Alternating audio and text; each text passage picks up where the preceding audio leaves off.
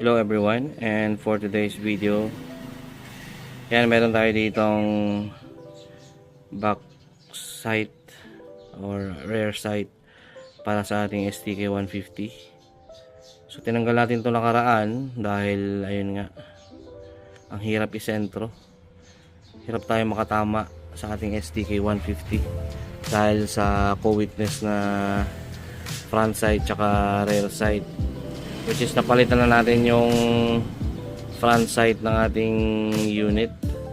Bali yan, kung makikita ninyo, meron na tayo ditong glow in the dark na front sight sa ating STK 150 at naka optics na rin tayo na vector optics with solar. At tinanggal natin yung ating rear sight dahil yun nga, yung stock rear sight natin masyadong mataas, hindi tayo makatama sa ating target. So ang hirap niyang tanggalin, so pinahirapan talaga tayo.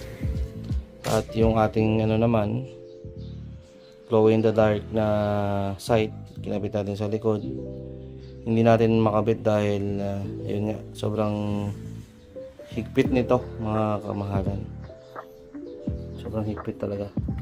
So, sumakit yung ulo natin.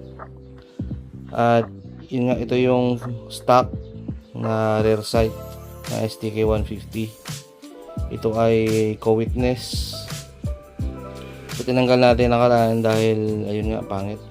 At pagtanggal natin, na-loosted pa yung bolt dito na nakakabit.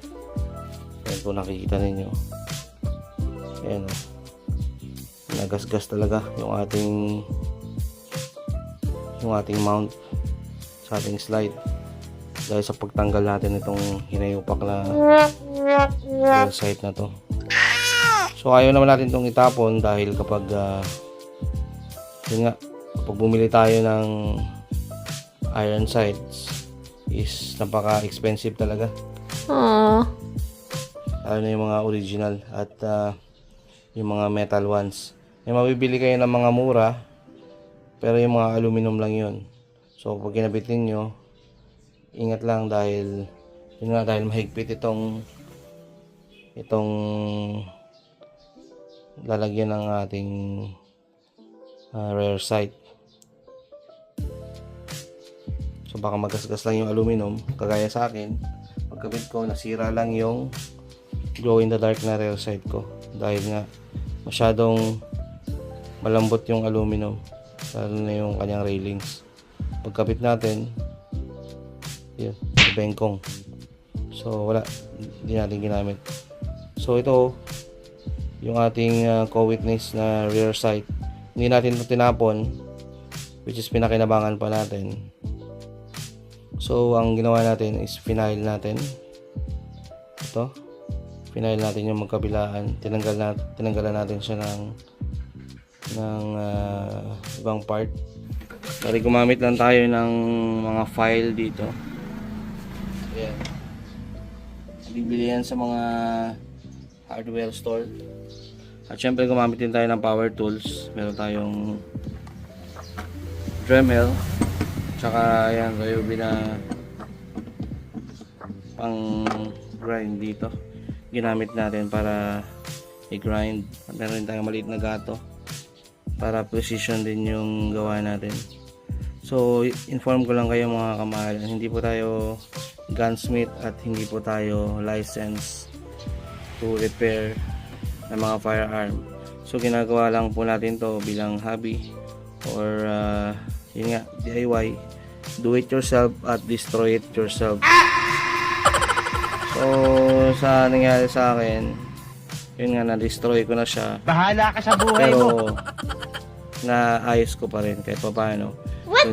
So, hindi rin siya nasayang dahil whenever na gusto natin ikabit ito ulit, pwede pa naman natin ikabit sa ating firearm.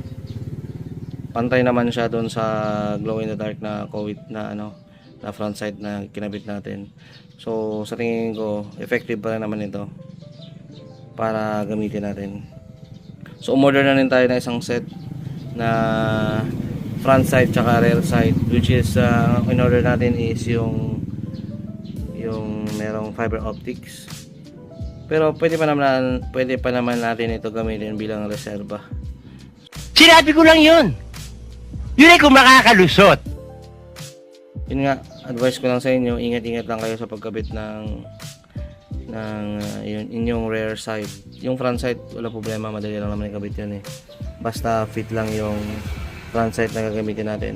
Pero sa rear sight ng barrel natin, lalo sa STK 150, kapag wala kayong proper tools na pang push ng rear sight, mas magandang ipagawa nyo na lang sa gunsmith or sa talagang gumagawa talaga ng barrel.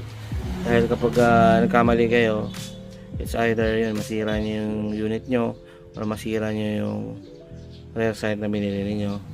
So may tendency ulit-ulit kayo, bibili kayo ng bago ulit. So sayang naman yung pera nyo. Just a piece of advice lang sa nangyari sa akin. At ayun, yun lang mga kamahalan. So salamat sa panonood ng walang kwentang video na ginawa ko na to.